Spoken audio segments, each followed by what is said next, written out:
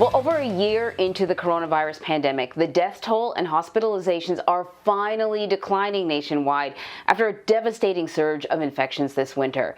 And as optimism rises across the country, the nation's top infectious diseases expert, Dr. Anthony Fauci, is warning officials to keep the momentum going, or the U.S. could get hit with yet another wave if mitigation measures are lifted too early. So Naomi Ruchim is joining us now with more on this. Naomi, what else did Dr. Fauci have to say? Well, Anne-Marie, with so many Americans getting vaccinated, Dr. Fauci says they will soon release guidelines on when to do two things Americans have been waiting for. One, return to the workplace, and the other, travel. But despite all of those new vaccinations, they want Americans to remain vigilant, especially as they investigate new strains of the virus.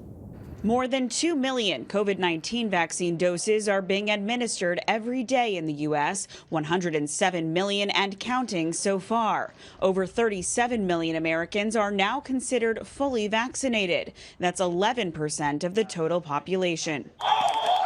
As high school football resumed in California this past weekend, it's the greatest feeling ever. I get to be back on the field. It's my last year. A new CBS News poll shows a majority of Americans are feeling optimistic about efforts to stop the pandemic. I'd like to see the island like this. It'll bring it back to life and businesses will go back to normal. Spring break is now underway in Texas, a state that no longer requires masks to be worn. It's actually great to see the world functioning in some normalcy. I miss seeing people out enjoying themselves. Experts are still urging caution. The younger people particularly stop wearing masks, and then all of a sudden you have a surge that went right back up. Overseas, 4 European countries have suspended use of the AstraZeneca vaccine.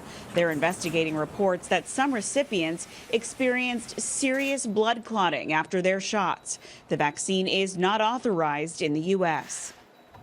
And one of the variants being closely monitored here in New York is very similar to that South African variant. So the concern is that the vaccine might not be as effective against it. And that's why Dr. Fauci is still recommending that folks wear masks, even if you've been vaccinated. But this comes, Anne-Marie, as cases, at least here in New York, have plateaued in recent weeks.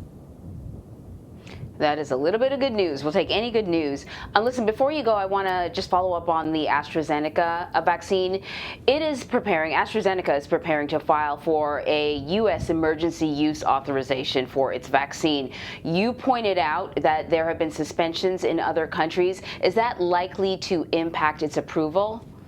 Well, this is all over a blood clotting issue, Anne-Marie, and right now AstraZeneca is trying its best to defend its vaccine. It's pretty important here in the U.S. because America has already invested a lot of time and money in the AstraZeneca vaccine. There are tens of million doses already stockpiled, so they'll be ready to go once it's approved. But again, with these concerns overseas, they'll have to wait and see.